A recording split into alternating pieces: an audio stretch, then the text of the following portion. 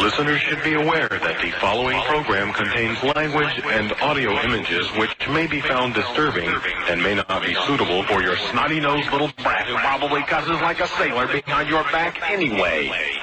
Parental discretion is advised.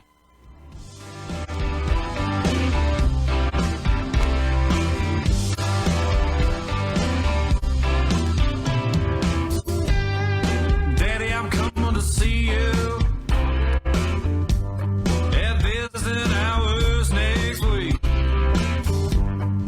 Mama ain't been doing too well. I'll tell you more when we speak. And Billy's loving high school. He's out there blocking for JV. I'm sure he's gonna come around by the time you get released. It's Friday night, the inmates go quiet. Listen for boys, they know it's prison. It's time to holler down the pipe chase and rattle them bars, because we're going to do a prison show for you right here at beautiful old, historic old, exciting new KPFT Houston, from the heart of Montrose, where we all hope tomorrow will be a better day. Dreams, I can see your freedom. I will hold you once more. The men with no visitors, no money on the books. Remember, David's always gonna be here. You're never so alone. This ain't my love. It's Friday night, the inmates go quiet. Listen for a voice they know. It's prison radio. Prison radio. Well, welcome to the prison show. It's Friday night. Happy St. Patty's Day, everyone. March 17th. Have you had your green beer yet? No. No. But I think I had some green funky stuff at the restaurant down the road. You. Well, I don't like that much. This is Dani talking to you. She's been out at the Green Restaurant, and Yes, I have. and this is Hank R. Lamb. The R is for repairman. I've been on the road all across East Texas fixing cell phones and Samsung refrigerators and stuff all successfully this week. All successful. What I did successfully also do was lose my cell phone down in Galveston, so tomorrow I got to make a day trip. Yeah, he won't get my rude messages until tomorrow, and then he'll... Oh, that won't stop her from sending them. No, it won't. No, it won't. Pictures with various fingers and stuff like that. You know. I send them all week, folks. All week. Well, what do we got lined up tonight? So tonight we have... And is my mic on? Or is this little orange doohickey really You good? have to speak directly into it, you know. I am speaking directly. I swear, y'all will hear it when I beat his... Man, this thing, yours is turned up way up. I know, I can't. It's deafening. You were deafening, Hank. Anyway, we have Nikki Luellen with Grassroots Leadership, Houston Taj. We also have Clinton Young here in the studio with the Clinton Young Foundation. Hey. He's wearing some jewelry, but it's not the bracelets you would expect sometimes. You know, No. thank goodness, you know. We also have me and Miss Linda.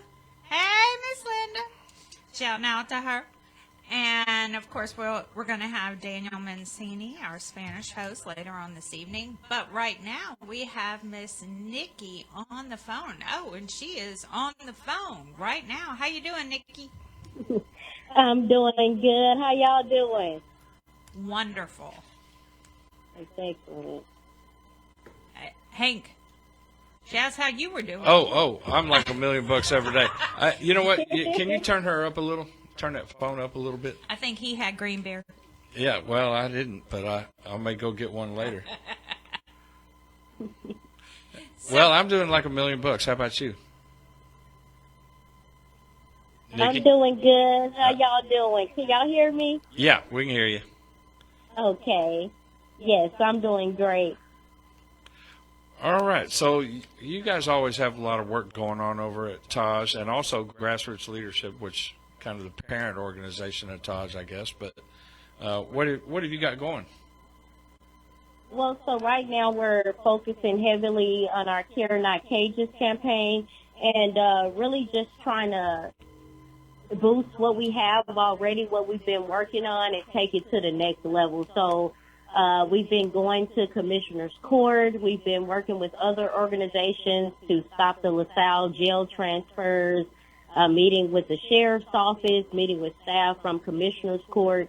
So we've been doing a lot of work to try to just bring attention to what's happening in Harris County jails and the community, to get other folks to speak up and start talking about what's happening, to share our petitions around, and to also pressure Harris County commissioners to not continue to ship people from Harris County to places such as LaSalle, Louisiana, but to actually invest more funds into our community, into programs that we desperately need.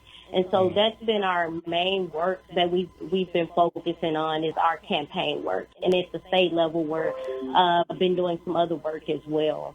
You know, in nonprofits, we've known for many years that you can invest money into programs in the community and get more public safety out of it than you can by sending more people to jail and prison, locking people up. You get better results with things like early childhood education, education in general, from top to bottom. But that doesn't seem to be the course a lot of counties, especially big counties like Harris County, want to take. They like to lock people up. Exactly. And so, that goes back to just, I was looking at an article last week on March the 8th, Harris County Jail, again, is out of compliance. Yes. And so it's just sad because it was in 2022 that in a decade, Harris County had the most out of compliance notifications from the Texas Jail Commission. And so now here we go again, replicating the same problem. And the issue is that there is not enough money invested into our community.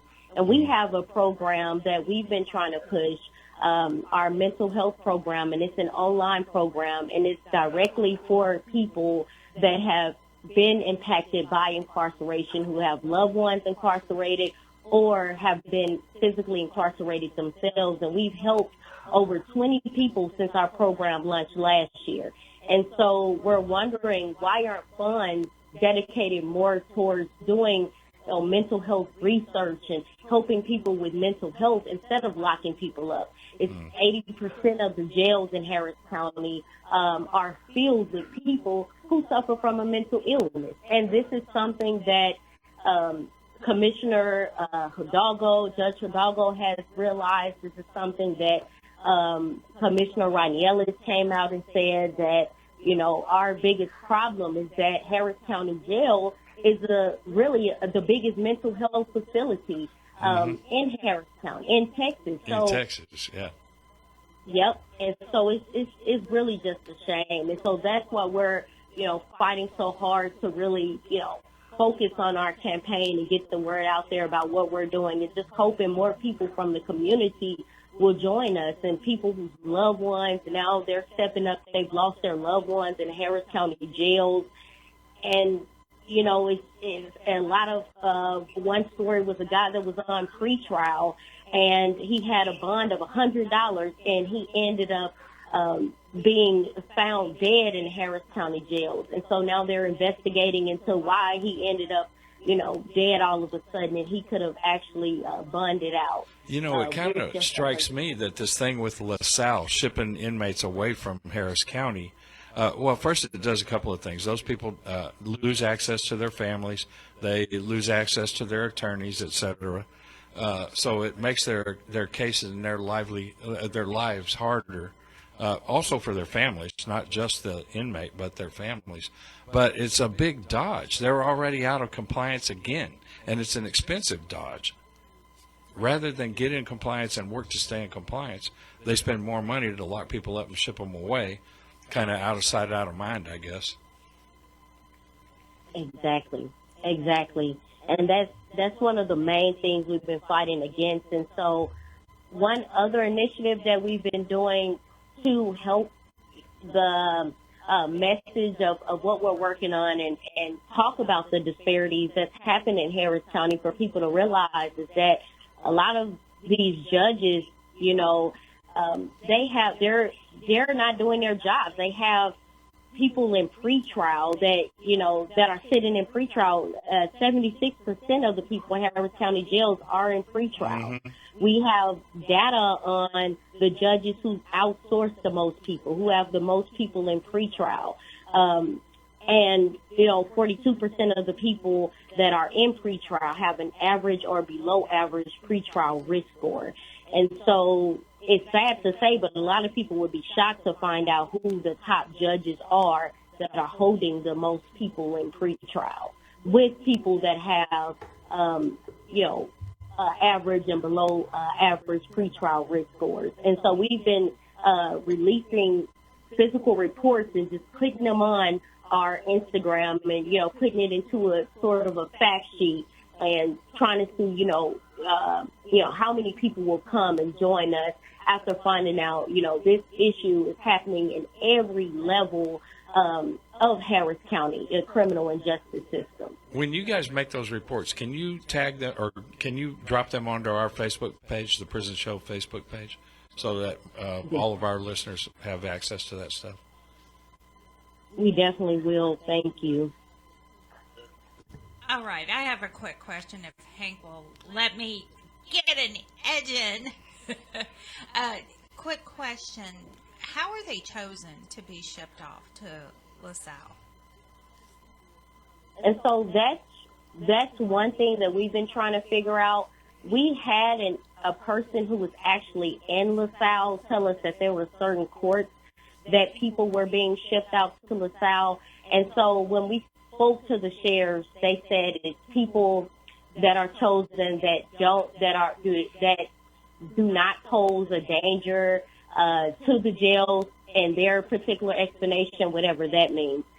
But the top three judges that hold the most people in pretrial, they're also are the people that's shipping the most people to LaSalle and outsourcing the most people. And what we also found out with jail outsourcing is that the majority of people who's been outsourced already are people that's in pretrial. And so we don't know what particular, you know, standard or what type of rule that they're going by, but by just looking at the numbers, it's people that's in pretrial are most people that's being shipped and being outsourced. And then also the judges that have the most people in pretrial, they're actually outsourcing the most people. All right. So, you know, if these people are in pretrial, that makes it harder for them to work with their attorneys. Do we know if Harris County is doing anything to accommodate that extra problem the distance there makes? I mean, are they making sure that they can reach them on tablets or video visits or extra phone calls, that sort of thing? Because it's ridiculous to expect all those attorneys to drive to LaSalle every time they need to talk to their client. Exactly. And that's something that last year we had the discussion with the sheriff about, Sheriff Shannon Herclott. And so now, as we know, he stepped down. Mm-hmm. So we don't know right now, but what he was telling us is that people were having access to video calls, but some of our partners that work with us on the Stop LaSalle jail transfers, when they were physically talking to people who've been sent to LaSalle, they were saying that they weren't able to get in touch with their attorneys, or their attorneys wasn't able to actually get in touch with the people that were detained in LaSalle. I'm sure LaSalle's got their own set of rules and circumstances there, too, that may not meet our same standards that we have here in Harris County, low though they may be. Mm-hmm. Well, we've got about 25 seconds here. Can you tell everybody how to get a hold of you? Yes, you can actually text me at 713-505-8280. Text Nikki. And our P.O. Box is 88235, Houston, Texas, 77288. One more time slowly so everybody can write it down. Okay. So we are P.O. Box 88235, Houston, Texas, 77288. All right. Nikki, thank you so much. Thank y'all so much. Thank you. I guess we'll talk to you again, 6 weeks, I think. Yeah. Put that on your calendar.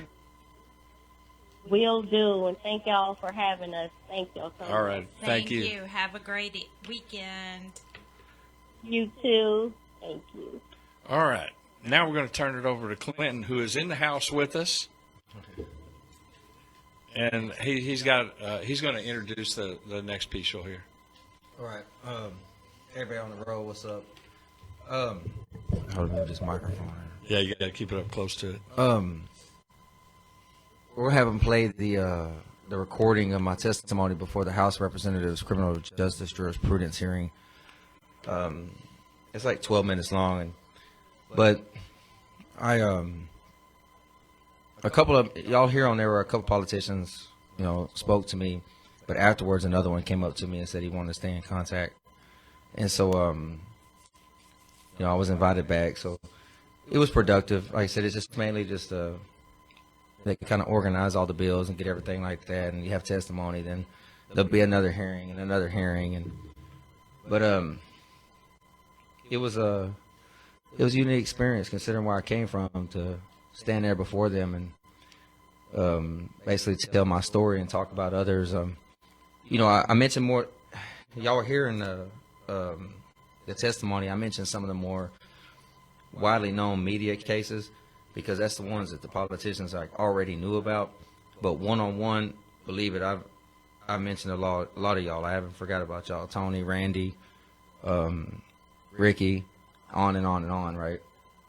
But again, it was important for me to mention the cases that get the most publicity because that's the ones they already know of. I guess David, go ahead and play it. Chair will call Clinton Young.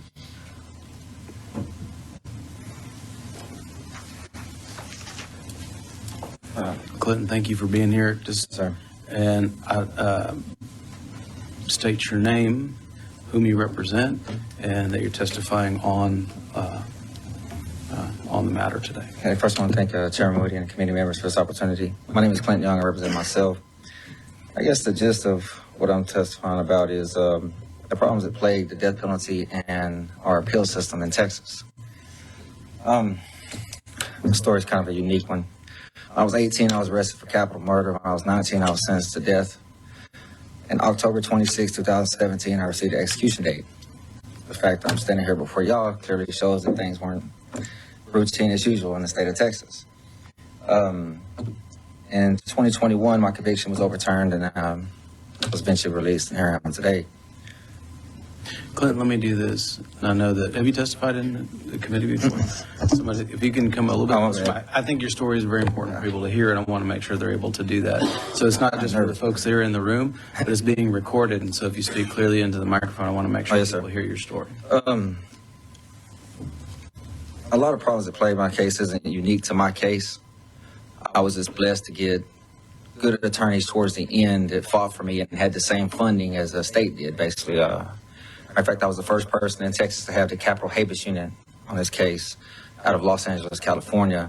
And eventually the Fifth Circuit instituted those, and then the Texas legislature introduced the Texas capital habeas unit office, excuse me. On my appeals, my state writ of habeas corpus, which everybody knows as a lawyer knows, is one of the most important appeals, especially for a death penalty offense. Well, unfortunately, my investigator and mitigation specialist that was appointed to me had a drug habit, and the money that was given to her to investigate my case was used to buy crack cocaine. And so she falsified a bunch of affidavits, and basically I had no state writ. It was built on a crackhead's delusions. Instead of the CCA giving me another opportunity to file a writ of habeas corpus, the prosecutors opposed anything like that. He refused to prosecute Lisa Milstein, the person that was appointed to me. And so when my lawyers filed a new writ, because again, my original writ was nothing but the delusional statements, forged statements of a crackhead. The Court of Criminal Appeals decided that it was abuse of writ. And so I went into federal court with no writ of habeas corpus, which then when I entered federal court, because of the way the laws are, I was then procedurally barred from filing anything that would have proved my innocence or prosecutor misconduct or ineffective assistance of counsel. And to add insult to injury, the money that investigator used to buy crack, the court put on me to garnish my commissary account. And so I ended up having to pay for the harm that was done to my case. Years later, after attorneys digging and finding new evidence, after I eventually went through the appeal process, I was given my execution date. We filed a last-minute writ of habeas corpus, and based on the development of forensic testing, the legislator had made some changes to the law while I was down there involving 11071, 11073. Did kind of open the door a little bit, but it still left a lot of discretion for the CCA. Basically, additional forensic testing was allowed to be done, and it pointed to my co-defendant, all of it. And while I was sitting on death row waiting to be executed, prosecutors bench warranted my co-defendant back to the county jail. He partially confessed. I didn't find out this confession until I got a stay of execution. The confession would have guaranteed me a stay, but they withheld it. And so, as I waited on my hearing after I received a stay of execution, it was discovered in Midland County that the prosecutor that had took a primary role in my case was getting paid by the judge. And so he would literally do the work as a prosecutor, get paid as a prosecutor, go in there, write up everything for the judge to say, and then the judge would pay him. This incident kind of made headlines around the world, front page USA Today, and it proved to be too much. And so eventually, after they sorted out new prosecutors and judges getting on the case, the Court of Criminal Appeals overturned my conviction. And here I am today. I would like to say that, while my case has a lot of the more extreme elements, the problems that plagued it, the problems that plaguing the appeal system in the state of Texas aren't rare. I mean, there's people who, you take the Rodney Reed case, which is well known, I'm sure some of y'all know about it. Then there's the Robert Pruitt case, who was executed. You had the Todd Willingham case, on and on and on. There's a lot of cases that don't get the publicity like I got, or Rodney Reed, and a few others have, be it because of their mental illness, their intellectual disability, they can't adequately convey the problems with their case, or just they get stuck with lawyers that don't care about them like mine ended up caring about me. The law has been created in such a way, which I understand, I get it, that nobody wants guilty people to game the system and get released. I understand that, okay? I'm not against police, I'm not against prosecutors, I'm not against the penitentiary. But the problem comes in is how the laws have gone so extreme, they trap people. I mean, it's almost, the bar is set so high. Like I said, I had no state writ of habeas corpus. It was, nobody disputed what happened in my case with my investigator. And my whole writ was destroyed, and there was other viable claims that could have been raised. And when I tried to raise them, they said it was abuse of writ. And so I sat on death row for 18 and a half years. And it wasn't because my lawyers possessed some magical ability to delay everything, because we're bound by strict guidelines. So this idea that people languish on death row for 25, 30 years, that it's somehow the defendant's fault. It's not. We don't have the power to do anything. And so I guess to wrap it up is say that there has to be some way to find a common medium to where people aren't being trapped by the system. and facing wrongful execution, or not only that, wrongful imprisonment. Death penalty cases generally get the most publicity because it's the government attempting to take a citizen's life. But there's countless people still in the penitentiary who have life sentences, 60 years, 80 years, 99 years. And the fortunate thing about death row is we're guaranteed an attorney. If you have a life sentence, you're not guaranteed an attorney. And so you're stuck to file things pro se. Well, unfortunately, I've been in prison most of my life. I'm here to tell you that it's not full of scholars. I mean, it's not full of, I mean, it's just the reality. I'd be like, dang, boy, I thought that was a good idea. But it's just, and so you have a bare minimum in a law library, and you're asked to turn around and file writs or direct appeals and everything on your own. And if you don't do it right, you're procedurally barred. And then based on the AEDPA, which is, of course, on the federal level, if you're procedurally barred in state court, it's a wrap when you go into federal court. And there's been countless federal judges who said, hey, I'd like to be able to do this, but I can't. There's been district court judges say, I'd like to be able to do this, but I can't. And so, until that, I guess, a checks and balance, I guess, on the Court of Criminal Appeals, because they interpret everything y'all say to the most extreme level, you know, and it's to the detriment of people who have lost their liberty and very well might lose their life. Thank you. Thank you, Mr. Young. I appreciate that. Members, real quick before, did you have any questions? Chairman Leach.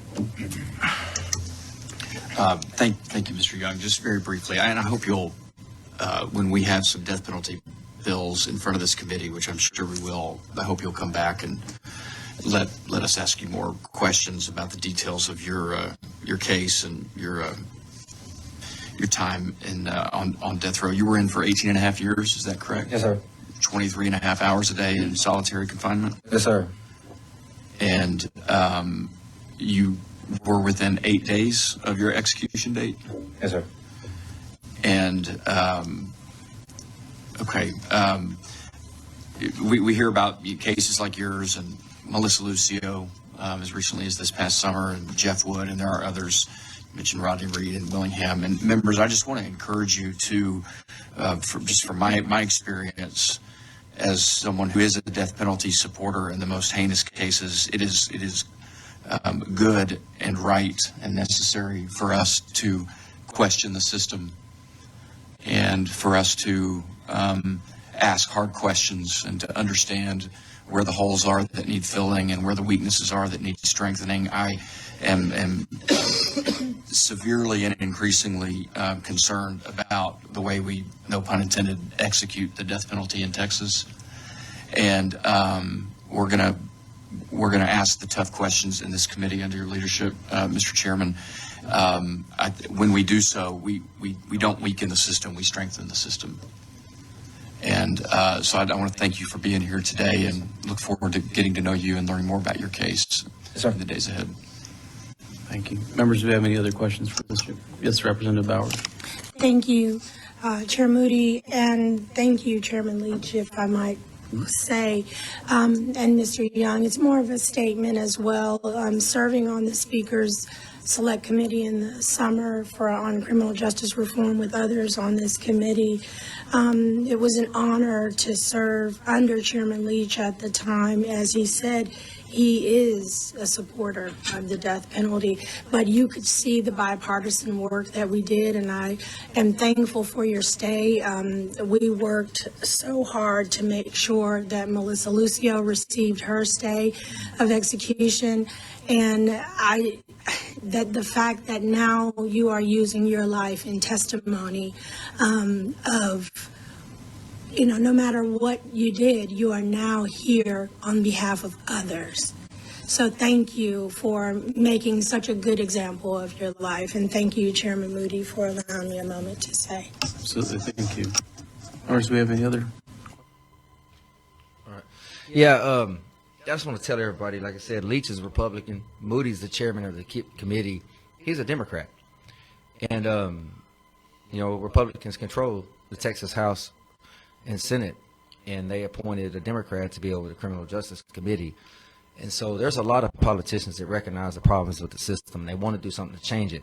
But this is what I realized when I was down there and other testimony that was given. There's a whole lot of people for the prosecution side that go down there and talk. But there's not defense lawyers, you know. And so that's a problem because it becomes one-sided. And these prosecutors sitting there saying, look, if you do this, then this is going to happen. If you do that, then that's going to happen. And so they put all these scare tactics. And these politicians get elected, and so they don't want bad publicity.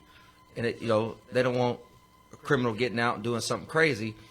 And so if all they have is one side of the story, so people got to start encouraging their lawyers and other people start speaking out and reaching out to politicians, man, so that they have a clear understanding of what it is. It's going to take just more than me, right? All right. If there's attorneys and things and people out there listening that want to get a hold of you, I guess they'll go through the foundation? Yeah, the Clinton Young Foundation, ClintonYoung.com. Is there a mailing address and a phone number they can get to? Yeah, I don't have it. No, not a phone number, but I don't. There's the website, right? ClintonYoungFoundation.com. Okay. But all right, y'all. Like I said, I'm out here doing everything I can, right? It's there's people listening, and we'll see what happens, right? All right, y'all. Thanks, Clinton. Oh yeah, no doubt. But they can always write the prison show, and we can Right. get it We can too. get it to him, yeah. Oh yes, ma'am. Yes, ma'am. Oh God, don't call me ma'am. I'm sorry. No. Yeah, I'm a Southern gentleman now. Yeah. Okay. Yeah. Oh, I always feel so old. All right. Well, me and Mama are going to move on to the next part of the show here. Hey, Mama. I think it's. Can you guys hear me? Yeah. I think it's P.O. Box 201-493, Austin, Texas 78720. Yeah, but that's the legal. That's the. Okay, well, yeah, they can send it there. Yeah, they can That's send probably- it there. Yeah, they can send it there. Yeah. Never mind, that's a general PO box. There we go. What do you want? The Netherlands address? I'm trying to get over there, huh? Look, I can't have no passport right now, but as soon as I get one, I'm on a plane, huh? All right. Well, that's the address in Austin. I see. Yeah, David, can you give that out one more time? Sure. It's P.O. Box 201-493, Austin, Texas 78720. All right. All right, and thank you, Clinton, for giving the guys on the row hope. And I know there's a lot of guys in solitary confinement right now who've been asking me about your story. Oh yeah, look, I mentioned solitary. I mentioned population. Like, you know, I was in car. Yeah, they tried to take my life, but I was. The way I looked at it was, we all wore white. You know, Yes. a lot of people get into this whole death row versus general population. Like, I don't, man. It's like the system's trying to either take Screw our life everybody. naturally or strap us to that cross in Huntsville, right? And so, to me, we all were white, and so the struggle. That's what the struggle entails, right? And so, like I said, I made sure to mention people that have serving time that don't have lawyers. You know, And it's true. yeah, it is. There's a lot of people get trapped by the system. Right. Well, next up are our death row angels, Miss Linda and Miss Dani. Yes. I'm here sitting next to Hank, Hank, do you have a phone? I don't. I left it in Galveston the other night. I keep mentioning it. It's been nothing but trouble all week. Trust me. All right. Good evening, everyone on Texas Death Row. And everyone else listening out there, because I know you're out there. We keep hearing Linda. Hey, Linda. You there, Linda? I can hear peeping and Yeah, I can hear whispering in there. people whispering. And all right. So for a change, we've had some good news at the beginning of our. Well, normally we don't have any good news, but today we have some good news at the beginning of our segment.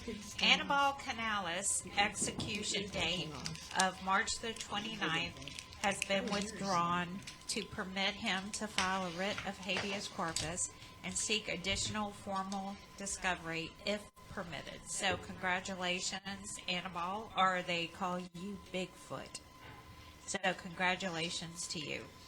So officially, Texas has one scheduled execution right now.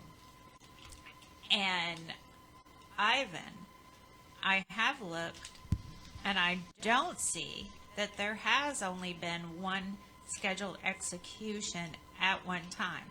Goes back, I think there was one like this in 2007 when there was a brief period where there was no executions, and then I think it picked up with Carl Chamberlain again, but I'm doing some more research. But yes, I think you're correct.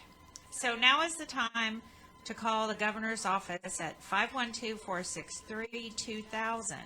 Shout out to my friend Leroy again at the PAC unit. Thanks for reminding me that no voice is too small. And again, it's time for all of us to work to end the death penalty. All of us to work together. We cannot say this enough. As of today, the execution schedule is Ivan Cantu, April 26th.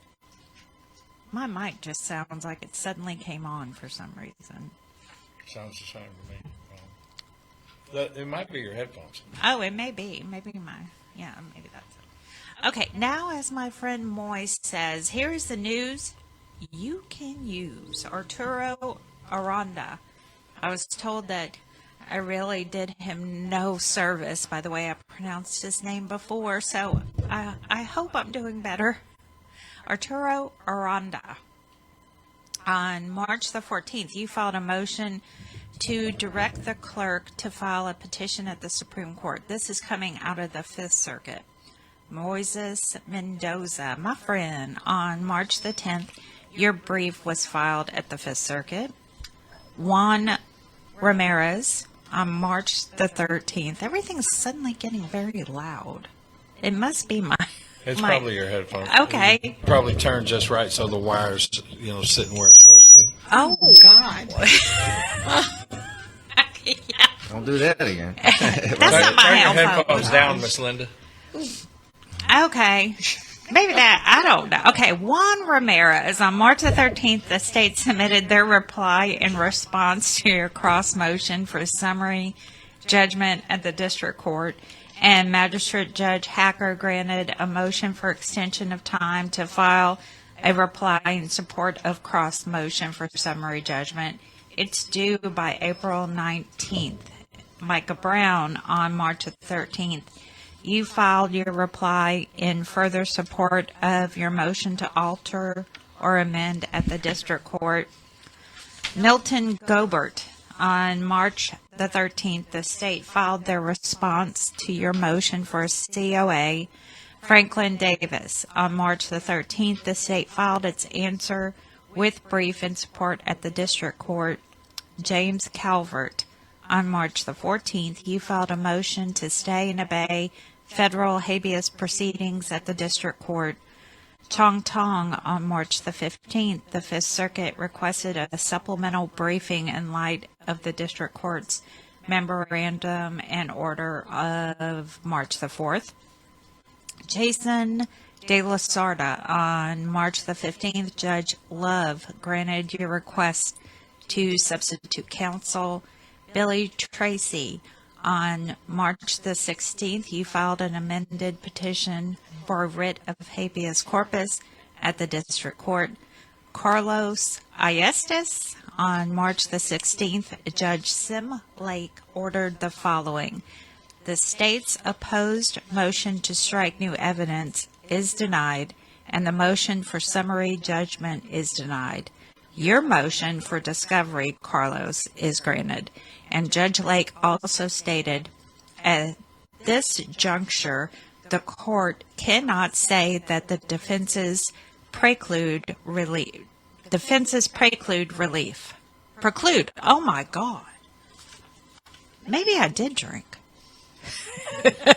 Joseph Gamboa, on March the 16th, your appeal of the denial of your motion to substitute counsel is dismissed at the Fifth Circuit. Walter Sordo, today, March 17th, the state filed an unopposed motion for extension of time to file an opposition brief at the Fifth Circuit. And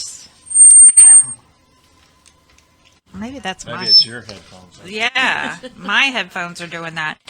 And really quick, speaking of... No, that's for later. Never mind. I don't have my stuff together. I almost said something else. Okay, go ahead, Linda. It must be that sweet tea you had tonight. Oh, yeah. Yeah, it was the sweet tea. That's it. Or the girl in the bra that came in the restaurant. Okay, Here Lies the Man. It's by Roderick Harris. Search and you will find. Look within and get a glimpse of what's lurking in the eyes of men. Deceptive ways, arrogant thoughts, confidence in the way he walks. Who's to walk the walk, talk the talk, through the darkest park? Led by examples and no faults to be shown. Once a boy now who stands before you, none other than a man. That was the plan, living in the land most cannot comprehend under the hand of men. Where I stand, I have been down a dark path, though the light shines within only to read the hearts of men. Life is only what it seems, and so I live it as the man I am. Here lies the man. I hope you all like this. Have a blessed week, and thank y'all for all you do on here and for everyone on the row. That's a very nice thing, Roderick. I love your poem. Thank you very much. Yeah, that was great, Roderick. I know Miss Linda was talking about, Miss Linda and I were talking, well, besides the woman in the bra, that she just... Y'all don't ever call me when this stuff's going on. It had us speechless. We could not believe someone would walk in without a shirt on and just have a bra on in a restaurant. Well, I don't know. They go to the beach in bikinis. I guess it's not much different. There you go. You know, and then I got suckered into these 2 boxes of cookies. Oh, yes. That this little guy came up and asked me to buy 2 boxes of cookies, and I'm like, I don't want the cookies.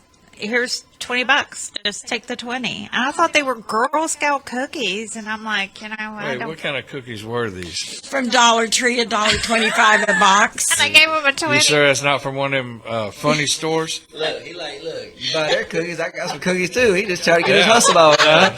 Yeah. Well, I just gave him a 20 for these. Reading that, you just helped him increase his business. He's going back and get 20 boxes No, to come out. I didn't even want $10 a box. That's I didn't even 200 want bucks. the cookies, though. I didn't want the cookies. He's in a hotel by He now. was like, ma'am, please take these cookies. Please take these cookies. And I'm like, okay, I'll take the cookies. Just give me the cookies. Well, where's the cookies? They're out there.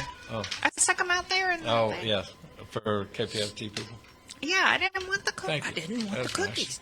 What kind of cookies are you? I don't know. Go try them. You better check the THC content in there or something like that. You know? I know. At that $20, I don't know. I know. It came from the That's a mold lot restaurant. of money for cookies. Yeah. Hey, Yeah. Real quick, congratulations, Bigfoot, man. I heard about your stay, man, already on, boy. Well, they withdrew it. Yeah, we drew his date for new evidence or something like that? Yeah, Yeah. yeah. Whatever it is, look, that date's off the table. That's all that matters, huh? Yeah, that. If it counts, it counts. Yeah. You got that date. You don't care how you get it. How you get it, huh? Yeah, it don't matter. and that is true. I'm so happy. So happy. Oh. You know, is that Daniel Minisini on line 1? Okay, all right. We're all prepared when your time runs out. Yeah. Clinton, you can go. Yeah. I think David was telling me, I think David was telling me to turn my headphones on. That was me. Oh. I was telling you they talk closer to the mic. Oh, okay, my bad, man. You sound like you're yelling across the room. Oh, my bad. Yeah, I just want to tell Bigfoot, man, congratulations, man. I'm glad, man. Glad you got to stay, bro. There was a lot of people asking me when you were going to come back on, and I was like, I'm just a mere peasant on this show. I have no idea. I work so much, right? Like I knocked out almost 200 hours last 2 weeks. So I mean, this is. Oh wow! That's all right. Put I that want paycheck together. I want your paycheck. Yeah, put that paycheck. IRS like my paycheck. Oh, I bet they did. Yeah. Every time I call him, he says he's going to bed. Well, Yeah. you can't blame a guy Yeah, my working that mom. many I hours. was complaining about taxes real quick. My mom was like, "Yo, I forgot my job." She started laughing. She said, "You know what, baby? I'm just glad that this is the type of problems you can have now." Right. You know. Yes. First world problems. Yeah. Yes. Lord have mercy. Well, we're getting a 1 minute signal here. Death Row Angels, how, here I am, Dewey's shaking his fist at me from the grave right now for me bouncing this table and making that little, Okay, you hear that vibration? Yes. All right, so anyway, will you tell them how they can get a hold of y'all? David. Oh, The Prison Show, 226 Chipmunk Trail, Shepherd, Texas 77371. Matter of fact, Dani, you got a letter today, and I didn't get a chance to put it in the bag. Sorry. You know what? You keep doing it. Well, wait. Yeah, well, it comes the same day, so it's in the pile that Dee Dee hadn't sorted through yet. I'm sorry. And what's the zip again? 77371. I'm writing it down. So I mean, I can take pictures of it and send it to you. You don't have to have the physical letter. No, I don't. You're right. And I know Daniel's waiting. Real quick, Sonny Wilson, I wasn't saying that you were complaining about me. I was saying that you complained. You were all nice to Linda. You complained to me, but then you blacked out the part that you were complaining about, and I couldn't read it. That's what I was saying. But, you know. I get the complaints. Well, you're the Death Row Angels complaint department. All right, so we got to switch over here. We got Daniel Minisini on line one, who's going to reiterate what we've been saying in the Spanish language so that our Spanish brethren and sisters out there can hear it. Daniel? Hey, Hank. Muy buenas noches. How's it going there? Like $1,000,000, man. Muy buenas noches. Buenas noches, Hank. I'm so glad that you mentioned Dewey. Sometimes we have to mention and remember part of the gang of the prison show. Yeah. They are not here with us anymore, but remembering them, I think, is a sign of good health of this gang. Mm-hmm. Muy buenas noches a todos. Aquí Daniel. Os voy a contar hoy lo que está pasando con el término del título 42 del COVID relacionado a los presos, la inmigración en Texas, en realidad en general en todos Estados Unidos. Este es una pieza, un artículo que ha escrito Alex Miller, le ha escrito justamente hoy, el 17 de marzo del 2023, en el website que se llama Immigration Impact. En marzo del 2020, como sabemos todos, el mundo se detuvo. Es la fecha en la que llegó el COVID, sobre todo aquí en Estados Unidos. Los eventos se eliminaron rápidamente de los calendarios, las escuelas cerraron y los que pudieron se refugiaron en un lugar. Nuestras esperanzas de que el impacto de la pandemia fuera de corta duración se hicieron cada vez más pequeños cada vez que pasaba. Y así es que ya han pasado 3 años. Más allá de la drástica pérdida de vidas humanas y las varias políticas de salud pública, ha persistido una constante. Esto es sorprendente. Durante 3 años, Estados Unidos ha dado la espalda a innumerables solicitantes de asilo o el título 42, lo que se llama Title 42. Era una política de la administración estadounidense en la época del presidente Trump, invocada por los centros del CDC, que empiezan el 20 de marzo del 2020. Así que exactamente hace 3 años. El cierre de la frontera, bajo el título 42, se destacó de inmediato por su crueldad. Si bien la administración estadounidense dudaba en implementar las precauciones de seguridad de COVID, la pandemia demostró ser una oportunidad para restringir aún más el acceso de los inmigrantes al asilo, lo que permitió al gobierno de Estados Unidos expulsar rápidamente a los inmigrantes a su país de origen o a México, sin el debido proceso. Esto pasó desde el 2020 y se ha vuelto cada vez más claro que CDC fue presionado para poder crear este Title 42. Las razones dadas para apoyar al título 42 se derrumbaron bajo cualquier escrutinio. El gobierno argumentó que no tenía la infraestructura para procesar de manera segura a los solicitantes de asilo en los puertos de entrada o instalaciones de la patrulla fronteriza. La preocupación declarada sobre la pandemia global contrastaba con los muchos funcionarios de la patrulla fronteriza que se negaron a usar protección personal en el trabajo, y a medida que avanzaba la pandemia se resistieron también en vacunarse. Mientras tanto, se hizo poco esfuerzo para mejorar la infraestructura en los puertos para garantizar que el gobierno de Estados Unidos pudiera cumplir con su obligación legal de ofrecer protección a quienes huyen de persecuciones. Más que eso, la logística real de implementar el título 42 confundió con su propósito declarado. Si bien la política permitía una expulsión rápida sin el debido proceso, era más fácil decirlo que hacerlo. En efecto, esto significó que algunos migrantes, a saber, aquellos que no fueron expulsados inmediatamente a México, terminaron detenidos en entornos congregados durante periodos de tiempo significativos, a veces en las instalaciones del ICE, antes de ser expulsados. En estos casos, el gobierno expulsó a los migrantes a pesar de que se sabía que su estado de COVID era negativo. De manera similar, la patrulla fronteriza a menudo expulsaba a mujeres embarazadas y otras personas con problemas médicos de sus camas de hospital, a pesar del concepto objetivo de que no había una amenaza para la salud pública.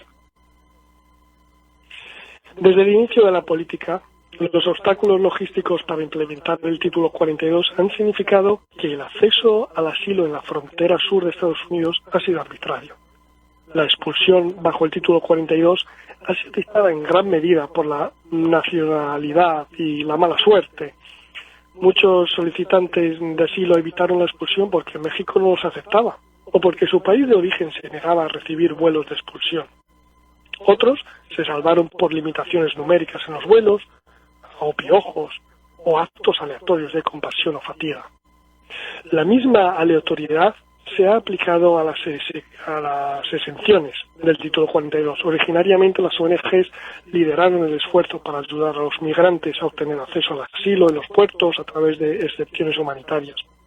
Aunque problemático desde el principio, este esfuerzo ahora ha sido desplazado por CBP One, que es una aplicación para smartphones y permite a los inmigrantes solicitar exenciones directamente al título 42. Pero desafortunadamente la aplicación está plagada de problemas que incluyen fallas tecnológicas que afectan de manera desproporcionada a los inmigrantes de otras razas, o sea, de razas no blancas. La aplicación es casi inaccesible para muchos inmigrantes que no poseen las habilidades lingüísticas, la alfabetación o la tecnología para usarla, o simplemente no disponen de un smartphone. A un nivel más fundamental, muchos inmigrantes simplemente no pueden conseguir una cita.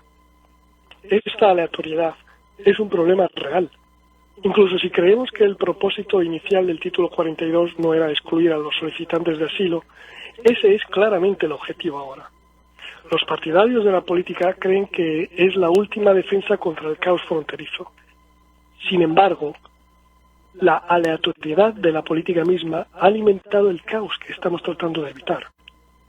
El título 42 ha empujado a los solicitantes de asilo a rutas migratorias irregulares y ha creado una industria floreciente para los grupos del crimen organizado que se han aprovechado de los solicitantes de asilo desesperados.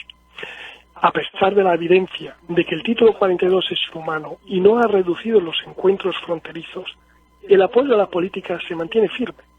En litigios en curso, los gobiernos estatales han luchado para que el título 42 se mantenga como un mecanismo de control de la migración, separado de las justificaciones iniciales basadas en problemas de salud. Entonces, ¿dónde hemos quedado ahora? ¿Cuál es la situación? Bueno, finalmente podemos tener la oportunidad de seguir adelante. La administración de Biden ha anunciado que la emergencia de salud pública de COVID terminará el 11 de mayo del 2023 y con ella el título 42. A medida que se pone fin al título 42, la Casa Blanca tiene una oportunidad única de aprender del pasado y volver a sus promesas. En cambio, la administración parece estar lista para resucitar políticas inhumanas como la prohibición de tránsito de asilo propuestas a la detención familiar. Esperamos que las presiones políticas para instituir políticas fronterizas draconianas no eviten hacer lo correcto. Las soluciones que se enfocan en excluir a los migrantes no entienden la situación. Se supone que somos una nación con leyes y tenemos compromisos legales y constitucionales para ofrecer a los migrantes un proceso adecuado para buscar protección. 3 años después del inicio del título 42, es hora que se vuelva a restaurar el acceso al asilo. Este, que acabo de terminar, era un artículo que ha escrito Alex Miller el 17 de marzo con Immigration Inc. This is all for tonight. I conclude summing up now in English the piece that I read, which I translate from a piece of the website Immigration Impact related to the connection between immigration and prisons, written by Alex Miller today, March 17th, 2023. Thank you for having me in the program also this week, Hank, and back to you. All right. Thank you. Thank you, Daniel. You going to be in next week? Yes, I think so. As you know, I have a broken foot, and it was a little bit problematic to go there tonight. But, you know, yeah, I mean, try to go there. It doesn't, I should still be able to talk. All right. Thank you so much, Daniel. We'll talk to you next week. All right. Well, let me see here. Let me double check. It says break song on here, Yes, so I'm does. sticking with that.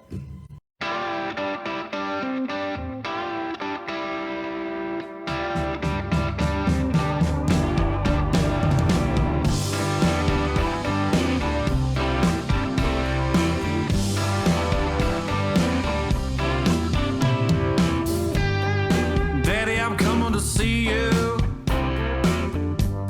at visiting hours next week. Mama ain't been doing too well, I'll tell you more when we speak. And Billy's loving high school. He's out there blocking for JV. I'm sure he's gonna come around by the time you give a least. It's Friday night, the inmates go quiet. Listen for a voice they know. It's prison radio. It's prison radio. From Paris to Polanski. Bonjour, mi amor. In my dreams, I can see your freedom. I will hold you once more. And we're ready to go to our callers. Who we got, Miss Dani? Let's see. We have Judy. Hi, Judy. How you doing? Line 2. Good evening, everybody. I'm doing well. I am calling to shout out to Rodney Reed. Hey, R, I hope and pray you're doing well. Happy St. Patrick's Day. Thank you for all my messages this week and for checking in on me. I appreciate your friendship, your insight, and your grace. To say I'm glad it's Friday night is an understatement. Hey, I got a text from my friend Judy. She had to fly out to California last night. And is now taking the red eye back home tonight. She had to go out and check on her mom. So I'm picking her up at the airport tomorrow morning, bright and early at 6:45. But all is good, though, because I'm usually awake at that time anyways. I'm excited to spend time with the family tomorrow and see the boys play and hang out. Watching March Madness tonight. Holy cow, FDU beat Purdue. Second time ever a 16 seed beat a number 1 seed. I'll watch the games tomorrow while I'm up at T's house. I think my crazy brother is going to ride his bike up there. It is easily at least 80 miles the way he has to go. He's absolutely nuts. I was able to leave work early today and get to the post office before they closed. So I got batch number 132 mailed out to you. It's 23 pages front and back, and will arrive at Polunsky on Monday. So you should definitely have it by the end of the week. I'm glad I was able to get there tonight because it will get to you at least one day earlier than if I waited to mail it out tomorrow. That's pretty much all of the updates. I did get the message from Kanani earlier, and all is good. Thanks again for my well wishes and for talking me off the ledge and for checking on me today. Hopefully you got my response back. You're up to date on everything else here. Stay strong, keep the faith, hang in there. And, of course, sending you lots of hugs and kisses, thinking of you and praying for you. You got this. Good night and sweet, sweet dreams. I love you and miss you. Sending big hugs and kisses. Mwah, mwah, mwah. Good night, everybody. Have a wonderful weekend. You too. And Elisa, we're ready for your call.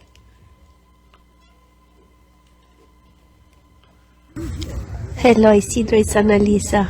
I hope you are doing well. I'm fine. I'm going to piano lesson, and this week finally I've had some time to practice, and so I'm sending you a small piece of piano. Unfortunately, my computer wasn't fixed properly, so I had to send it back to repair.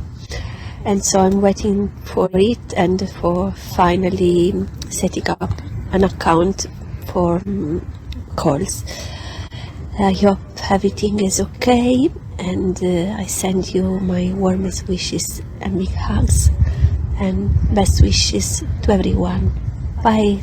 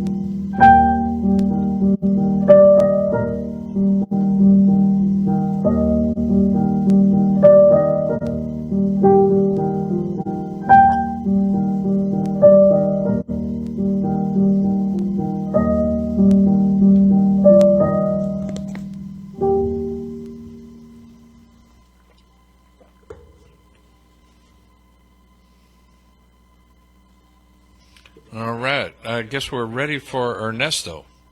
Tawana. Hi, Tawana. Hello, how are you? Doing good. How you doing? I'm doing good, thank you. Wow. Well, go ahead. You're live on the air. Okay, I would like to give a shout out to my better half, Mr. Jerry Hopes on the Win Unit. I want you to know that I love you beyond words, and I'm so blessed to have you in my life. I miss you a lot, and I can't wait for you to come home. Always remember to keep the faith, and better days are coming. Is that all? Yes, sir. All right. Well, thank you. Good call. Better days are Thank coming. you. Thank you, sir. All right. Now Ernesto. There we go. Miss Dani's keeping track here. Yes, I am. How you doing, Ernesto? What's up, Miss Dani? How y'all been? Lovely. Just lovely. How's Mr. Hank doing? I see y'all hanging in there. I'm like $1,000,000. You had to ask, you know. didn't you? You know, I had to call in and show support, man. You know, y'all are like my extended family. You already know Mama Linda back there, you know what I'm saying? She's my rock. So every week, you know, I try to call in. Sometimes I might miss a week, so please forgive me. But, you know, I look forward to, you know, trying to find some time to squeeze into my schedule. Maybe get back in the prison show and have another segment. I mean, it's always welcome whenever an invitation presents itself, you know? And so, I mean, I just called in to show inspiration for all those that are listening to me. A lot of people know me. Some of them don't. Some of them are new cons. Some of them are old cons. I just, you know, share my inspirational stories so people will show some type of inspiration that there is a better life out here than prison. Prison is not the end of the road. There's always something out here to be grasped. They can just live their lives and live in the moment and just let God's will take control. Sometimes you have to have a higher being so that the people that are listening will have inspiration to know that, you know what, if I can achieve my goals, I can achieve a better way of living, a better way of life. And I would like to inspire those people that are listening to me, especially the families that called in to show support for the show. You already know this show is like a backbone. It's a foundation. Without y'all, I don't know where a lot of prisoners in prison would be right now. So I always have to show support, love, and appreciation to y'all, my extended family, Hank, David Collingsworth, Mama Linda, Dani, Cowboy Dan. I mean, all of y'all. I mean, I love y'all so much, man. Y'all just don't know how y'all got me through so many years of being incarcerated. Now that I'm free, going on 68 days of freedom after 14 and a half years. I mean, if my story doesn't inspire those that are listening, I don't know what else will. But there's a better way of living. There's a better way of thinking. There's a higher being that people could put God first. They love their family, whoever they have in their life to help them build a rock and be their foundation to want to be a better man, husband, brothers, you know, whatever it is that they may be, father, you know, they got to put God first, bro. It all starts with that. Higher inspirational, higher being, spiritual, whatever you want to call it. Everybody needs to find something to hold on to. The prison show, y'all don't really understand how deep the prison show is in prison. And I just hope that people can show support. And I want to help y'all support ourselves.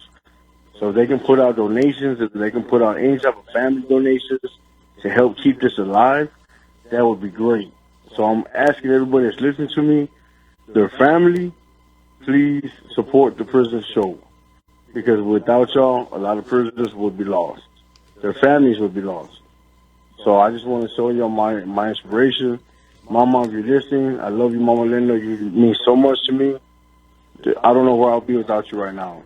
The prison show, Dani, Hank, David, man, y'all are like extended family to me. And I love y'all. Anytime y'all need me, just call on me, and I'm there. No questions asked.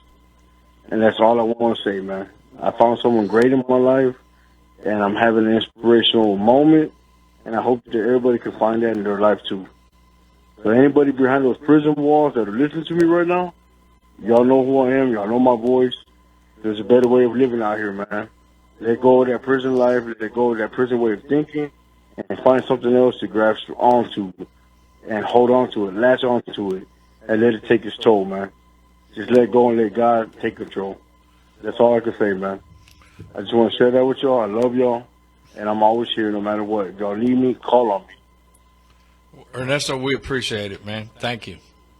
As always, bro. As always. You're like my brother, man. You know, much love for you, Mr. Hank. You know, we have folks like you, David and I, Dewey, Ray. We have, Alfredo that calls. We've got a bunch of people that call in that have been involved here at the show who have been in prison. So if that many people can get out and do it, all you guys sitting inside, I don't have no magic paintbrush to paint my life better or nothing like that, but things can work out. You know, you just got to get out and do the right things, like the thing Alfredo keeps saying is make that next right decision. He got that from David, you know. And, yes, sir. You know, I hope that is encouragement to everybody. Thank you. Yeah, it is, man. Hearing y'all take our testimonies, you know, being in the prison show one time, I look forward to trying to do it again. I mean, it's inspirational, man. It really is, because spending 14.5 years of my life, there are some men that have done more time than me. There are some that have done less. But, you know, authenticity, when you hear it, you'll feel it, because you'll know that people's words are true, they're authentic. Some people like to play the role. As we say in prison, you fake it till you make it. But there's only so far that that's going to take you. If you're doing that, then you're lying to yourself. So those that are listening, don't lie to yourself, man. Be real about it. Hold on to it, let it go, and let life take its toll. You're going to see that life out here is a true blessing. Prison is not where life is at. I'm sorry to say that a lot of my spiritual brothers that are stuck there today, that can never get out, I feel your pain, and I'm so sorry that you got stuck in that situation. But it's not the end of the road. Find a better being, find a higher being, find someone that's going to love you for you. Latch on to it. And just let it take its toll, man. That's all that can happen. Prison show, the prison show, is what helps us get through this. Every Friday, it's like a religious hearing. Some people listen to this show religiously. They want the connection. They want the message. They want the family that calls in, that shows support, that shows them that they're loved, that they're missed, that they're needed. So why let prison be the end of your life? There's Ernesto, no way. we got to run, man. I appreciate it. Okay, Mr. Hank. I love you, bro. I love you, too, Dani. man. Mama, I love y'all. David Collingsworth. When y'all need me, call me, man. Keep doing the next right thing. Exactly, man. Righteous to y'all, too, bro. I love y'all, man. Goodbye. Thank you. We've got Right. Captain Tom on the line. That's right. Happy St. Patrick's Day and also happy birthday to KPFT. We got my shout-outs, which is Arkansas, Juju, Leroy, John Armstrong, J.B. Anderson, Clarence Lee Bowman. And I did talk to Clarence last week, and he's doing okay. And George Johnson, Pete Sines, John R. Green, Stephen Young, Terrence Carmichael, John Wayne, Mike Dean, Robert Brown, Terry Lee Lewis, Samuel B. Harris, Robert Harris, Jacob Harold, Peter Torres, Thomas Mitchell, Roger Jackson, Bobby Barbara, Charles McKay, Willie Russell, and we have Michael Shelby.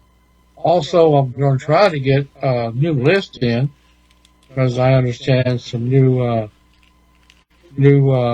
incarcerated veterans has come into the Ramsey unit. All right, let me see. Bob Dunn, Roger Jackson, Bobby, like I said, Charles McKay. We have Brian Morris, Patrick Flynn Meck, Ricky Nunn, Bobby Joe Harper, Carlton Lewis, John Yarborough, Michael Gentry, Christopher Dunn, Ernest James Dudley, Troy Glover, Philip Ortega, Roy Scales, and Richard Knowles, Thomas Moore, and George Del Rosa, Bobby Zeff, and Terrence Williams. And you can write to Captain Tom in care of the prison show. It's supposed to be 22-something Chipmunk Trail, but I forget. 22-6. 22-6 Chipmunk Trail, and he lives in Shepherd, Texas. Yes, exactly right. Okay, well, we'll see you guys next week on the prison show. I'm Captain Tom. That's 226 Chipmunk Trail, Shepherd, Texas 77371. That was awesome. It take two of them, huh? Okay. I promised that I was going to sprinkle some news that you could use into the show. We've had, okay, this is coming from indefinite restrictive housing. We've received multiple reports of people getting disciplinary for three-way calls when there's no third party on the phone, which God knows I get that alert all the time.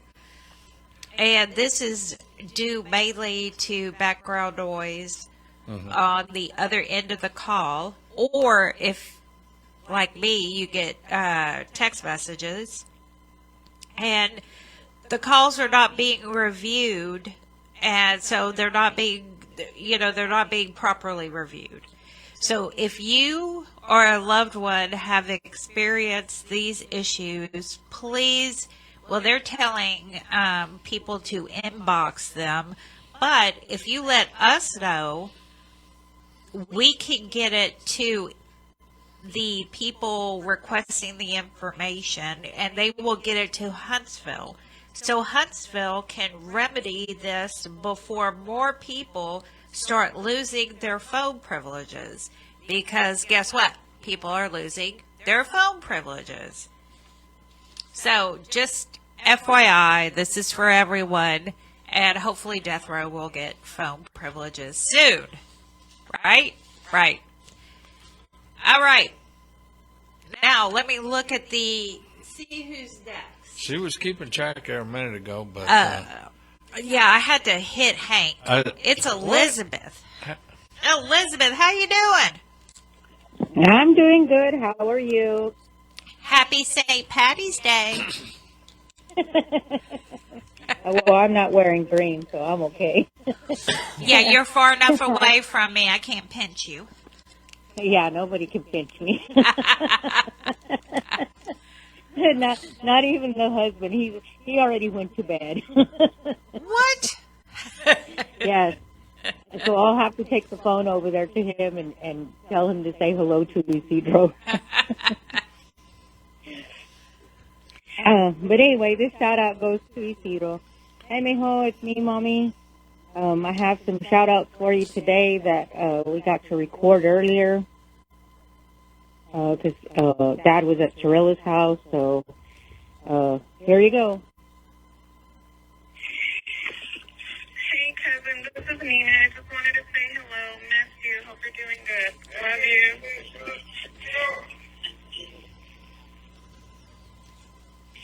Hi, Uncle Isidro. I hope you're doing good. Oh, and this is Cheyenne. I hope you have a good day and that you're doing good. Bye. Love you. Hey, cousin. It's Brianna. I just wanted to tell you I love and I miss you. I hope you're doing good. And keep your head up. I hope to see you soon. Take care, all right? Love you. Miss you.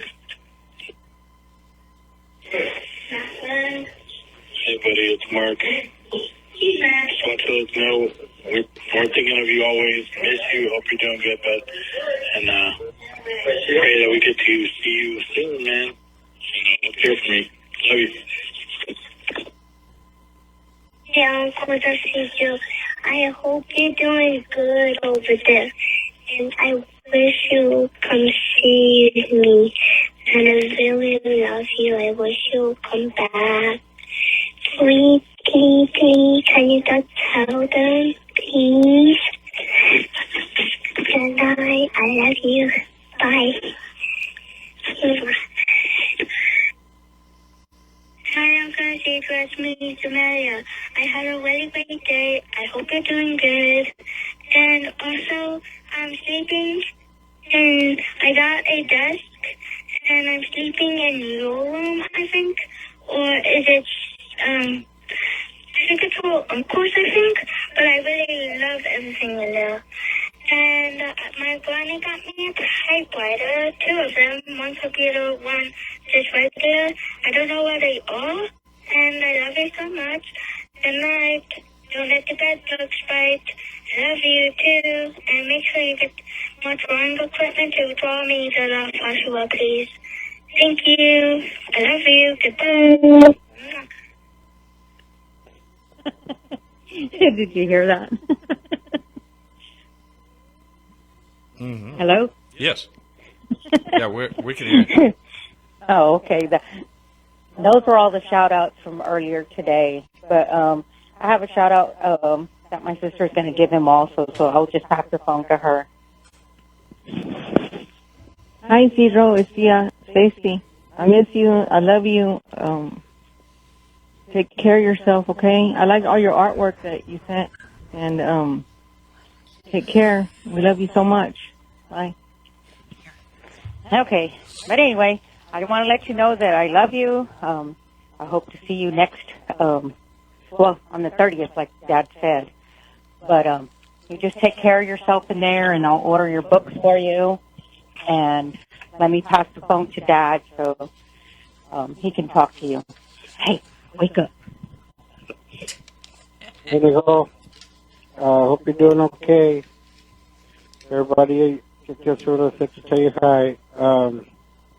And I guess we'll be seeing you on the 29th, Mijo. I love you. Good night. Take care of yourself. And I'll see you then. Night, Mijo. Love you. I had to wake that up. Sorry. Anyway, just take care of yourself in there. And good night. I love you. Thank you, everybody. All right. Thank you. Y'all have a great night. And we have Miss Shirley. Oh. I think we have Caitlin first. all right, let's go ahead and get Caitlin. Yeah. This is a shouting for Bethel Garza in Polonsky. Hey, Boo, how are you? I hope that there's a smile on your handsome face and that you're in good health and spirits. I want to wish you happy Paddy's Day. Yep, it's Paddy's Day. And finally, today, it is not raining. So, yeah, hopefully it will stay like this for the weekend so people get to see the parades and things like that without having to swim everywhere. My mom is here and she wants to say something to you. Hi, Bijo. This is myself again. Just calling in to say I hope you're keeping well, all going well for you, and to wish you a very, very happy Patrick's Day. Talk to you next week. So, lads. Bye. And here's me. Daytona is here. She is snuggling and I am just about to go to work. Yes, for my sins. Yeah, please know that you mean the world to me. And thank you for being my very best friend and for always being there for me. Know that you mean the world to me and I'm sending you big hugs and kisses. So good night, sweet dreams, and please stay safe. And to everybody at the prison show, a big, big thank you for making this happen. All right. Thank you. I think we're ready for Miss Shirley now. Yes. Now we're ready for Miss Shirley. Hey, Shirley. How's everyone? Well, we're doing good. How you doing? That's good. I'm doing okay. I'm going to give a shout to Brian because I fell asleep last week on him. So I didn't get the call. So I'm sorry about that, Brian. I told you I'd try to make it tonight. I told everybody that you had checking on me. So I had to go do pre-op today. Next Friday, we're going to do a heart cath. So hopefully I'll be able to tell you about that next Friday whenever I talk to you. And I got your letter, and I'm so glad that you're loving what you're doing. And that makes me happy. I'm sorry to make you worry. Everyone here sends their love and told me to tell you hello and that they love you very much. And Dani too, and Teresa. Oh yeah, and also the last time I talked to you, what I can remember what I wanted to tell you is that I quit smoking. And I just let them down and quit. So just to let you know that, and I love and miss you every day, and hopefully they'll get the phones going so we can talk. So you just hang in there, and I forget all the names you wrote to me, but hello everybody that's back there with Blaine, and hello to everyone in the unit.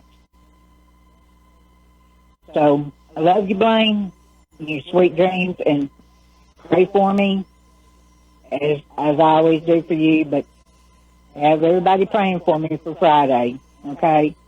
I love and miss you, and hopefully to be calling you next Friday. So you have a good night. I love you. And thank y'all. Thank you, Miss Shirley. All right, here's Mike.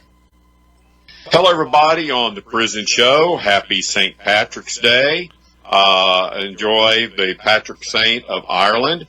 Now I'm going to do my shout-outs to the guys of Texas, Jamie Cuppett, Guy Alexander, Stephen Russell, Michael Marino, Manuel Marino, Oz, Matt, Thomas, Jovan, Philip Perez, Philip in Dallas, Paz. Tosh wants me to do a shout-out to Payday. Michelle and Lucy want me to do a shout-out for Paul. And now here's some more of my shout-outs to James Desmond Knorr. Shout-out to Bill R. Sims. Special shout-out to Clarence Lee Bowman. Hope you're getting better. Raymond Lee Cart. Shout-out to Wayman Spriggs. Shout-out to Jerry Branford. You can continue to write to Mysterious Mike Lewis and Kara David Collingsworth, and I'll start responding letters. I'm getting some more spare time. And once again, happy St. Patrick's Day from the world's tallest leprechaun. And now back to the Prison Show. Okie dokie. The world's tallest leprechaun. He usually has that hat, you know. He says he walks on stilts dressed up like a leprechaun. Okay. If Mike's walking on stilts, that's a dangerous thing. That's what I would think. I don't want to be underneath of him. I don't want to see that. Timber! Mike's almost my age. I mean, if he falls over, he'll break a hip. And a stilt. And a hat. Oh, my God. Hey, Tavis, break in here. Help us. How you doing? Hey, y'all, can y'all hear me? Yes. Peace and blessings. Peace and blessings to the brothers and sisters we write to that we visit in the state, in the feds. It's Chevis Watson, your brother, and not an attorney at law, but a legal professional. With all the corruption among prosecutors and judges, I should be, though, Hank and Dani. Maybe we can get some of our brothers and sisters off death row a little bit faster. That's the way I see it. That's the way I see it. Peace and blessings. Great to hear Nikki Luellen tonight with Taj Houston. She's a warrior chasing justice, and I'm lucky to work with her. I'm live from San Antonio tonight, and I got to shout out my little brother Devin in the Michaels unit. Keep your head up and your eyes focused. Shout out to my big bro Diego. Go. Loren and I was just reminiscing on you, bro. Keep your mind right and come home to us. Shouting out Courtney and Stipe. Craig Prince at Beto. Christian and Edgar 969, Elephant, Snooty, Big Bro Damon, Fowler out of Austin, and my little bro Flame and Alred. Walking that time down, almost home out of TDCJ. Peace and power to him, I'm shouting them all out. Gotta shout out Anibal Canales, who this week had his death sentence withdrawn, as Dani mentioned. God works, and us who listen to the prison show know that to be true. Shout out to all the brothers and sisters on the row who were harmed from the deaths of Gary Green and Arthur Brown, rest in power. Shouting out Rodney Reed and Ivan Cantu at Polunsky and Melissa Lucio at Mountain View. We're praying that spirits are uplifted and that time works in your favor. And hey, any and everybody who knows how it feels to come home from TDCJ or even Jack Hartwell in Waco, anybody that's in or around San Antonio, Bexar County, meet me and plenty of others, including the homies, and all of us are non-Texas Big Homie Street Mentoring in San Antonio. We want you all in San Antonio to come out on April 1st for the Texas Formerly Incarcerated People's March. All the brothers and sisters listening, tell your family and tell them to come out and represent. We start at 10 a.m., 1501 Buena Vista, downtown San Antonio. You know how it goes. One more thing. Houston, come out to tomorrow's rally to address inmate deaths at the Harris County Jail. where Jocelyn Griffin will share the story of the death of her son, Evan Griffin Lee, murdered in the Harris County Jail on March 18th, 2022. Yours truly will be also speaking at this event tomorrow, 3 p.m., Brentwood Baptist Church at the Lifelong Learning Center, 13033 Landmark Street, Houston, Texas, 77045. If your pain and suffering is because of the Harris County Jail, Harris County Sheriff's Office, or the Harris County Criminal Justice Center continuing to kill our neighbors, please join us 3 p.m. tomorrow, Brentwood Baptist Center in Houston. I want to shout out lastly all our brothers and sisters working on their appeals. We're out here hoping for relief. Shout out all our brothers and sisters who've written me and sent letters. Keep writing. We get them, and we will be getting back to you with more spare time. Last shout out is for our brothers and sisters waiting on parole. And also those going ATW this next week. Stay focused on freedom. Thanks again, y'all. I'm out. Hey, Shivas, check out the basement at the Alamo. I sure will, man. I sure will. I'm looking for a taco. Uh-oh. I'm looking for a taco and a cup of coffee. All right. Have a good one. Thank you. Thank you, Chavis. I think we're ready for Miss Bella.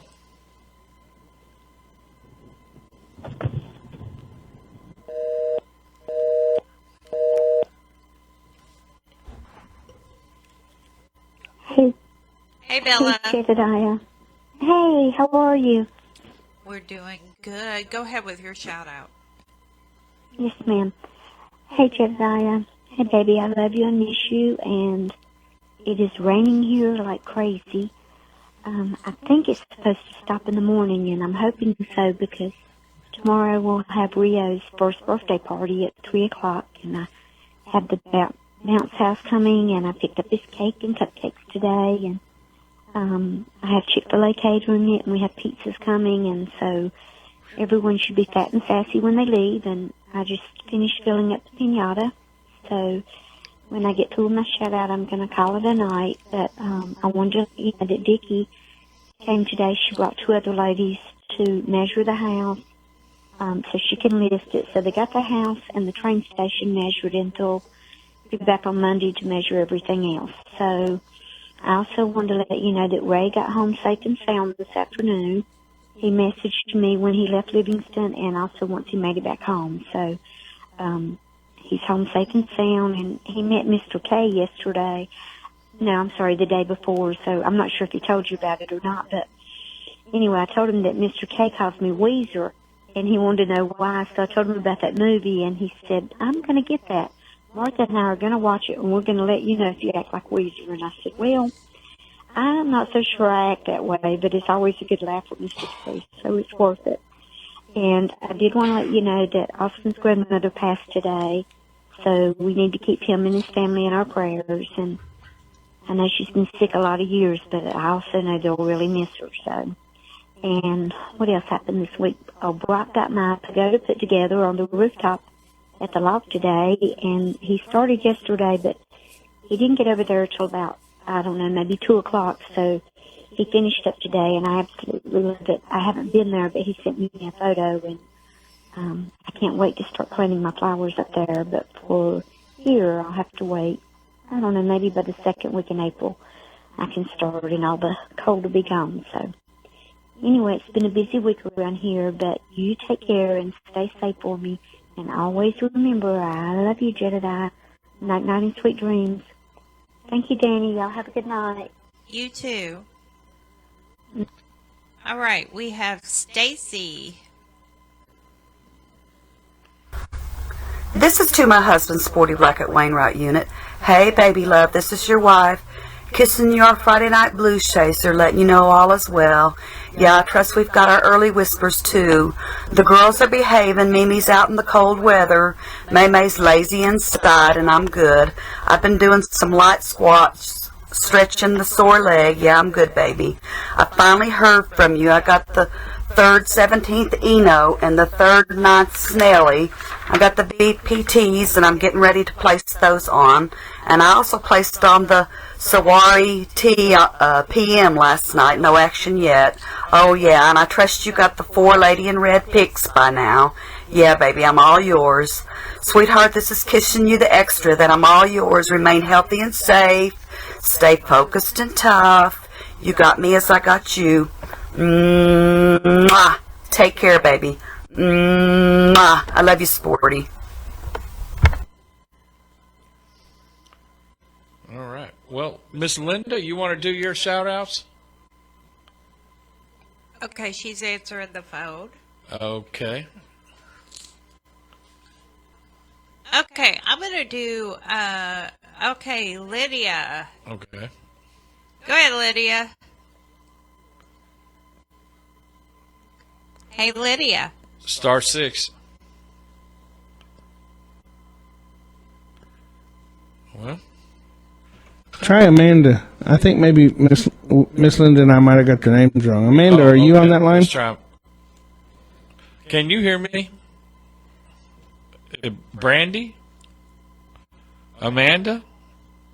Lydia? Well, we don't know who's on that line now. Okay. So maybe Brandy got cut off because I see her name's going up there again. Yeah, We're on line 4, so. Hey, Lydia. Someone online. Yeah. *6 if it. Okay, go to line 5 because I don't think anyone's on. Y'all might try and talk to line 4 and see who that is. Go to line 5. Line 5, hello? Amanda? Amanda or Lydia? Hello.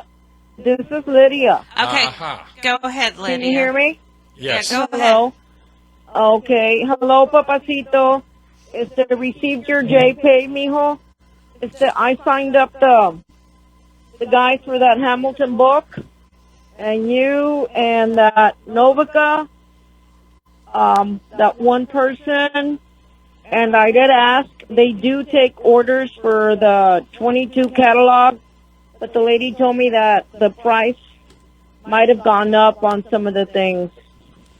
So I don't know if you would order from it or not. And what else? That's about it, mijo. I scheduled a visit for the 30th. I sent you that JPay. I had to reschedule because the girl called me back and told me that there was a visit for the 28th already from a pastoral visit. Okay? And Frank's going to be coming with me, mijo. And I haven't heard anything from Joshua. He hasn't said whether he accepts the job or not. And we're supposed to get together tomorrow at Tina's for a barbecue, but it's going to be cold. Here in the valley, 60 is cold, mijo, but it's supposed to go down to the 50s tonight and wake up at 53, 55. So it's supposed to be a little bit cool. But it's nice. It hasn't rained much here, though. It rained over at Tina's, but we didn't get much rain. Tia Patty was telling me that she made you guys laugh last week, telling you the story about Theo. I didn't even know he was playing softball. I don't know where he finds the time. He's always busy and working. I know he's supposed to be buying a truck, but I don't know. He didn't tell me what he was buying yet. Okay? That's about all, mijo. I love you and I miss you. Cuídate, papacito. I'll send you some pictures here this coming week. I printed some pictures and I'll send them to you via snail mail.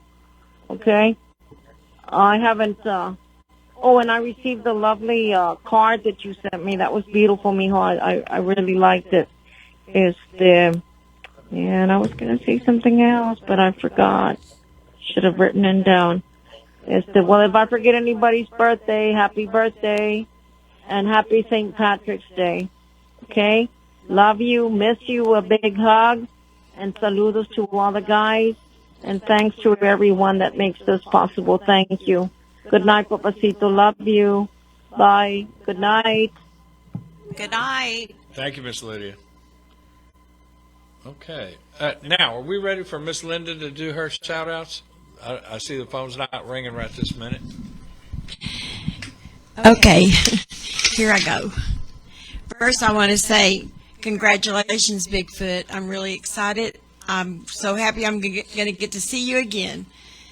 So anyway, I got a few shout-outs. Frank Gill, Stephen Russell, Tyrone Williams, Franklin Davis, Luke Myers, William F. Owens, Papa Paul DeVoe. How are you doing tonight? I hope you're doing great.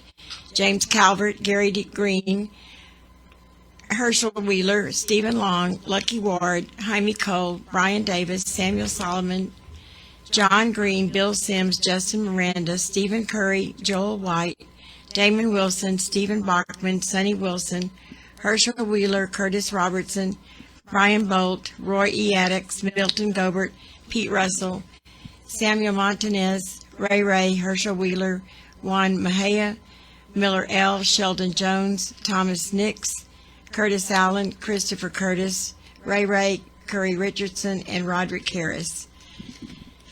Good night, guys. I'll talk to you next week. Hi, Brandy. You want to pick up for one, see what's on there? Hello? Go ahead, Brandy. You're on the air. Yes, I just wanted to make a call to David Sego, just to let him know that I love him very much. I'm here with Marcy. Hey, David, I had a whole taco for you, bro. They came here to Taco Palenque, and we're just talking. You can. I wanted to actually let him know that he can give me a call tomorrow. He's coming around 12 o'clock, and I'll be waiting for his call. But I do want to know that I love him very much, and that he's doing okay, and he's doing good at the moment. And she's a tough cookie. There you go. Don't worry. So call back. Much love, Kato. All right. Thank you. Yeah. All right. Do you want to try Amanda again? Yeah, she's not there. Okay. Okay. We ought to probably drop that one. She was trying. All right. Now. We have time for a couple more callers, too, but Miss Dani's got some stuff she wants to share.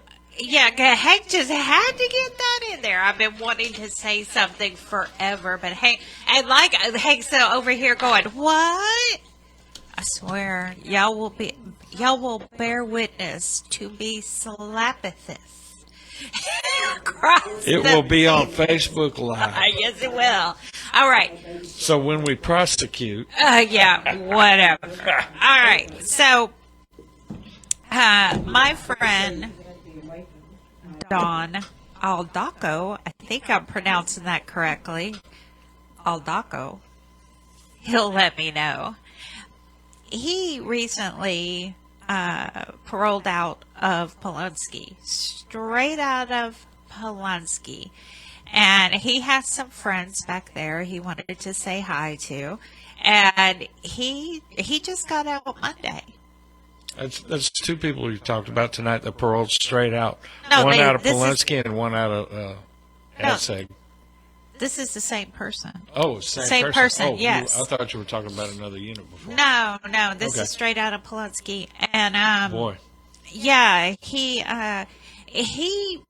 I wasn't familiar with a website. I'd seen it before, but I wasn't that familiar with a website called Texas Letters. I'd seen it, but I wasn't that familiar with it. But their work is so important, especially with solitary confinement, when they're letting you directly out of solitary onto the streets with, no programming, nothing. Nothing. Yeah. And, he is an amazing man. He has a great support system too. A great family. He's going to need it. He's going to need it, yes. And of course he has, my friendship, of course, which is, I'm wonderful. Yeah, that's why Hank is coughing over here. Yeah, but there's several laws that the TPCA has compiled some bills. I said laws, and I meant bills. And that's not it. Oh, I thought that was the bills you were talking about. No. Okay. I have lost them in the shuffle. But there's, here it is. And solitary confinement. There's several bills that are being proposed. All of them by the same representative, HB 480, HB 812, and HB 813. And, we can do better. As a society, we can do better than what we're doing. And when you talk about, my friend at some units, when the mice are coming up to your cell door, and they're like, hey, what you got going on in there? And TDCJ wants to say there's no mice. Yeah, they deliberately told me there's no mice. Yeah. And there's no anybody at mice. TDCJ saying that there's no mice in their unit is full of bull. I'm still like excuse me, there's no mice. And they're feeding people bull. And just heads up, Ellis unit is on lockdown. Now they did get their tablets, but they went on lockdown, and let me tell you, some of these men, man, it's like a kid in a candy store, but it's one long sentence. Some of my friends at Ellis, it's one long sentence. Now, real quick, I know we have Lorraine holding on line 1, but give me a second, Lorraine. We have several units that are launching in April, but we don't have firm dates yet. I know the holiday unit is in our listening range. April 19th is a tentative date, and we have the TPCA to give thanks to for all this information. We're still waiting on the Styles unit and the WIN unit. WIN unit, y'all have asked the prison show several times the date. We're still working on it for you. TPCA still working on it, and we're going to bring it to you live on the show. That's what we're going to do. Once we know, that's what we're going to, as soon as we know, we will bring it to you. We have Lorraine on line 1. Lorraine? Hello? Yes, you're on. Hi, I'm a first-time caller, and I'd just like to give a shout out to and say hi to our Woodstock John and Polinsky unit. Hey, Buds, I got your letter, and one's coming back at you. And Buds, I know you and the guys on the row are going through a lot. Like I told you, we get all of your news up here in Canada, but don't give up hope. And I'm going to tell you why. There is no such thing as justice. I'm going to say that again. There is no such thing as justice. There is only the law. The death penalty is a law. If the law worked, the death penalty would have exterminated itself into extinction by now. So don't ever give up hope. None of you guys. And I don't know if Clinton is still there, but I was reading he was advocating for the legal system to be taught in the schools down there. Well, you might want to look into Canada as a role model. Our public school system here in our high schools across Canada has a course called Legal Studies. And one of the units in there is on prisons, and it does cover the USA. My point is, you guys, your voices are being heard around the world. And thanks, Prison Show. We hear you loud and clear up here, live and in stereo. All right. Thank you. We appreciate the call. Oh, can I say one more thing? No, we're completely... No, I'm kidding. Go ahead. Oh, okay. Dani and Linda, I listen to you guys, too, when you guys go to Huntsville. You guys are doing a super good job, and there's a lot of voices that are behind you. We're just sorry we can't be there to protest with you. And when someone is barking at you across the street there, play this song. It's called Cast No Stones by Cody Jinks. Oh, I like you already. I sure will. I take it you're a Cody Jinks Thanks a fan. lot for all you guys do up there. Well, thank you so much. Okay. Have a good night. All right, you too. Bye-bye. Bye-bye. So what's the name of that song? Cast No Stone by Cast Cody. No Stone. And Obel Cruz Garcia, I did not mention this during our segment. I'm not sure why, because the article is so big. You had an article, A Matter of Life and Death, that came out in the Huff Post. I think it's another, but it may be the Huffington Post. Anyway, I will be. HuffPost latest news. Yeah, Linda or I will be sending it to you, one of us. But I'm A lengthy article too. It's a lengthy article regarding the Harris County's defender. Oh, the public defender's office. Defender's office. So, but your face is on the cover. So, but it's about your story, but also about the public defender's office. So we're going to get that out to you and anyone else who wants information. And I know Mr. David wants to join in this conversation, right? You gave it to me 2 minutes early. Well, we're ready. But I was so excited to hear from you. It's been a good show. Yeah. Yeah, we had quite a few callers. How many did we count them? 19? I got 19. Well, that's close. We had 21 the other night. So, well, you know, for all you inmates out there, if we're trying to return to the prison day before pandemic, and part of what that takes is getting all your families to start calling in again like they did before the pandemic. I know you got tablets in some places now, and I know you got maybe a little more access to phones and stuff, but you know, there's nothing like hearing their voice live and in person on the air on the good old prison show. So the family members can call 713-526-5738 every week. Press option 2. That puts you through to the studio, and we put you in the queue and take you get about 3 minutes. And you get about 3 minutes to talk. Yeah, pre-pandemic though, we cut them down to 2, but before that it was 3. But we had so many callers there for a while. We need to get back to that. That means all you folks out there are calling in. And we're also giving them news.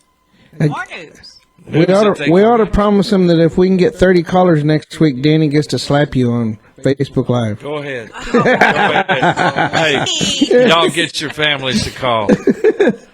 30 callers next Friday, and Dani's going to bop him upside the head.